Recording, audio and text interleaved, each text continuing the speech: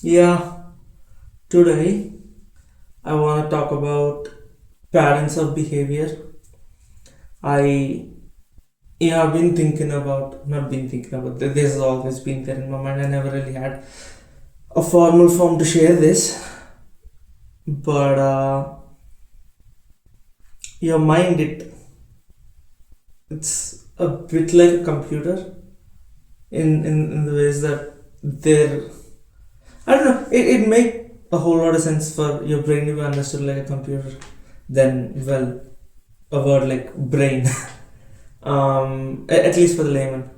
So yeah, like your childhood or whatever, man. Okay, you're raised by a set of biological, genetic, and environmental circumstances, and they somehow program you a certain way.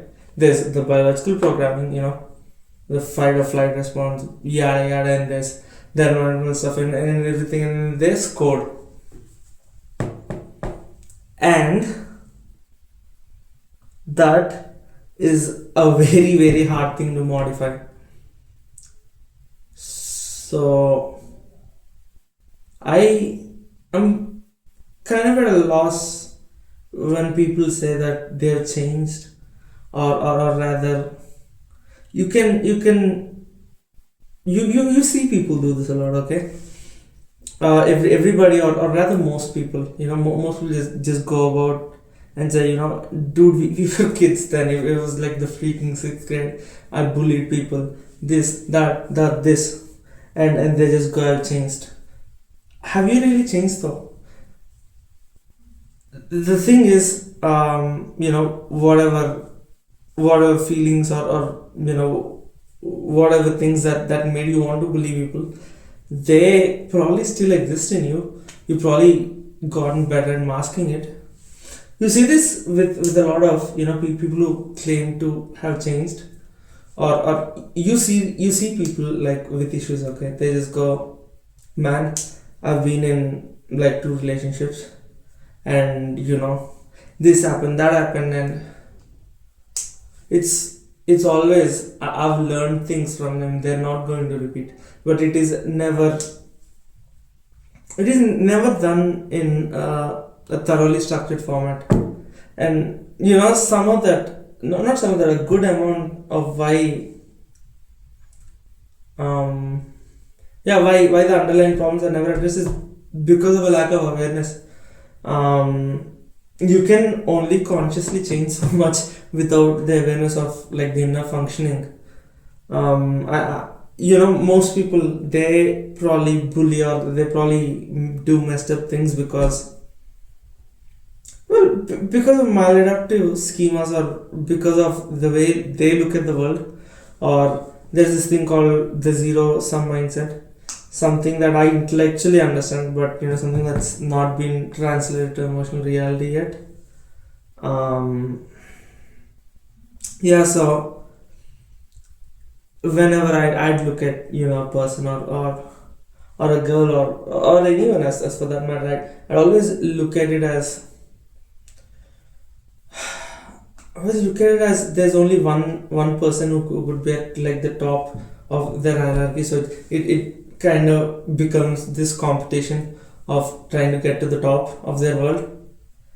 But in reality, the truth could probably be more nuanced, that there are enough partners for all of us, and that all of us are worthy of love, irrespective of what society tells us.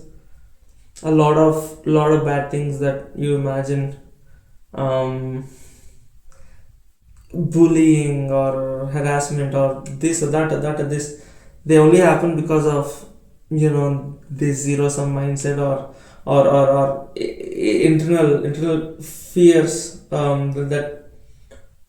that people have. This is very evident in the childhood.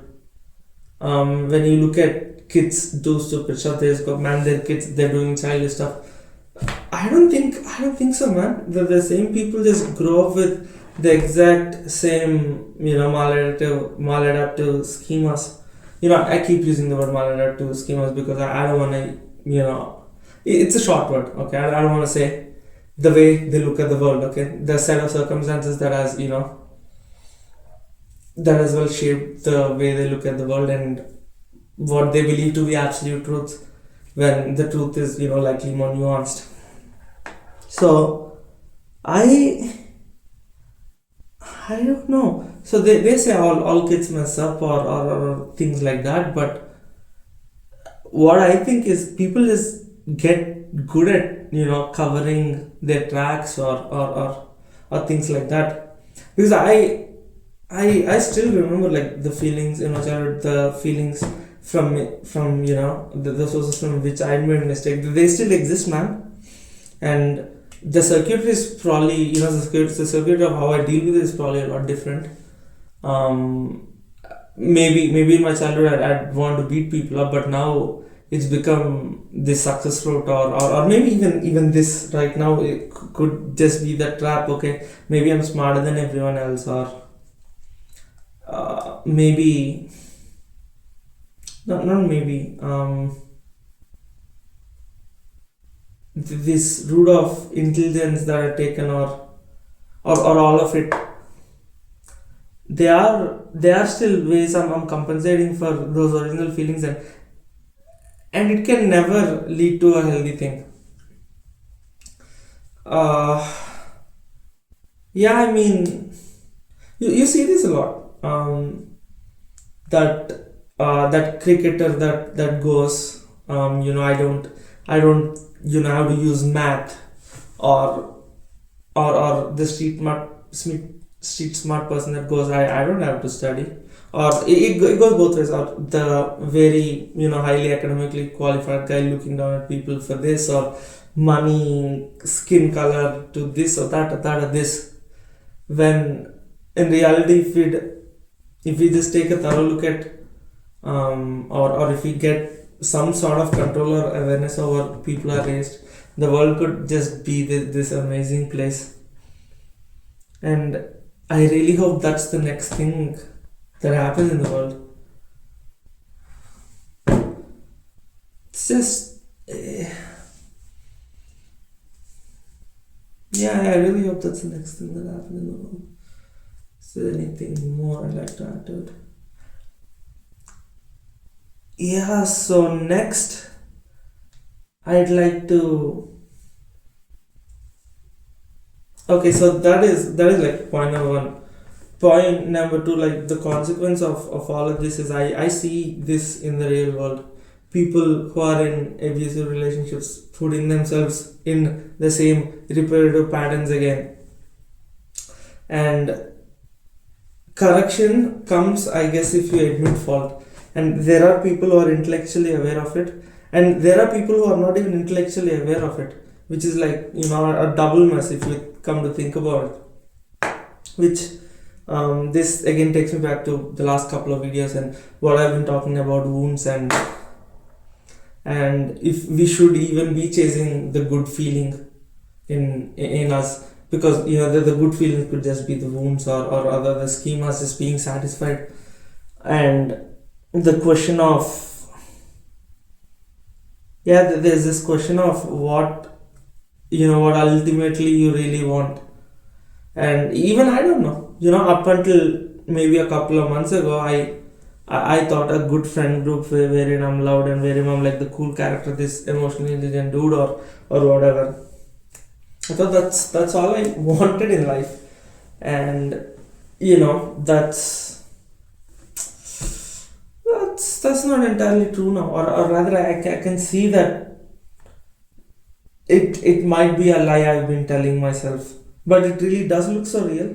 It did look so real. I really could not imagine myself being happy by my own, or that there was other meaning to life than people, which come to think of it's wild. So this ultimate question of what human beings really want, and how many people are going to die without knowing what they really want. Do you think if we lived till like we're 200, do you think we would have more enlightenment? I don't know. that is that is a very interesting thing. So, do you think most people just are are just victims to their schemas? Look, and I'm not talking, and I 100% understand that it usually comes from a mix of both. Okay, the way I look down at people was probably through my interests, or I'd go, we spoke about the production line and everything, how everyone's the same. I have a genuine interest for all the things I developed, but what they also served to me was this way of maybe looking down on people and yada yada, and I'm trying to eliminate it.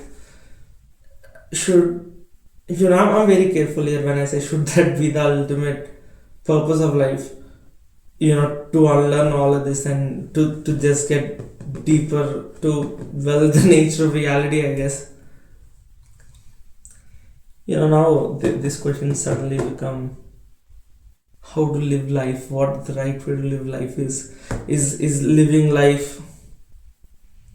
Yeah, a lot of people, the way they think, or even the way I think, is experience, right?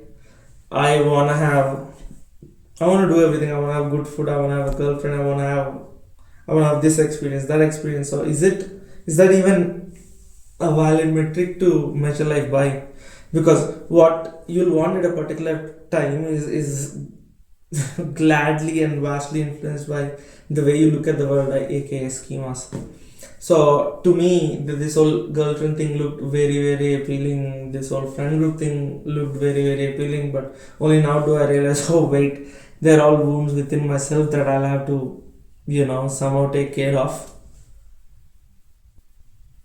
And I suddenly don't want a girlfriend anymore, or a friend group anymore.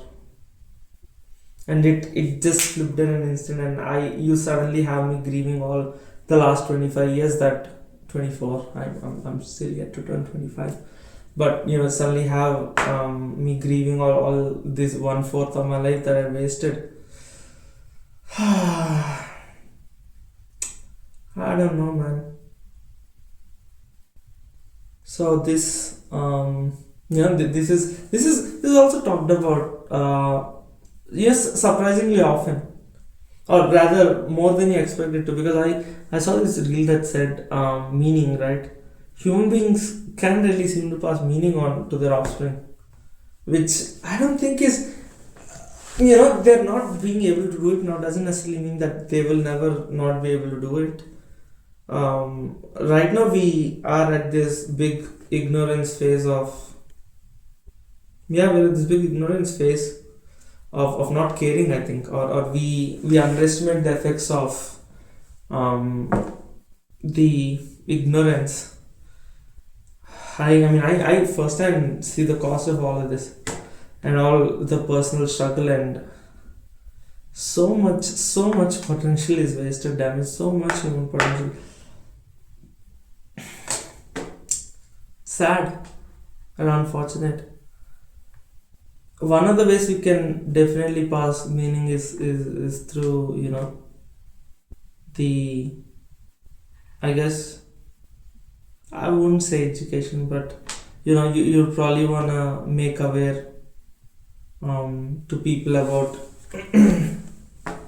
all of this, and I'm not just talking about in a philosophical sense, because the mistake I see a lot of people is they read these philosophy books and they think they're changed. When in reality, wounds, they don't operate like that. They're not philosophy, damn it. Philosophy is something I've been dabbling with for over 10 years now. So philosophy could have easily told me, I don't need a girlfriend, or there are infinite number of things in the world. But the thing with philosophy is it can be molded, or it can be characterized, or bent to a certain shape by your schemas. And that is so hard to see. That's point number one. Point number two is there are an infinite ways to live life. I mean, there is no one right way to live life, like it or not. Something of a truth that come to accept, I guess. And with philosophy, it's all of them are the right answers. So we are clearly not doing enough in that department, and there is also the shame department as well going, this is just how things are. Why can't you be like the rest of us? The rest of us are not having problems. Why are you having problems? God, human potential, huh? Yeah, I don't know, man.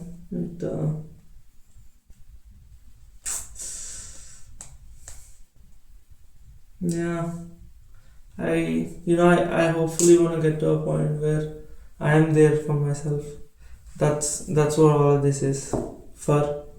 And then maybe I help more people get out of these traps. Yeah, which it this is also another philosophy thing, and it goes to ego, but something something I've been wondering about it. Is making the world a better place really like the highest virtue? Is there selfishness in just living out a life for yourself? Is it really one of like the higher virtues? And these kind of thinkings, they give rise to like arrogance, or one of the ways I look down on people is, man, all these people do is mindlessly party. There is no deeper introspection. There is no ultimate goal of wanting to make this world a better place. But is making this world a better place, is it should it really be the ultimate goal of a person? And therein lies the other trap of compensating for your wounds.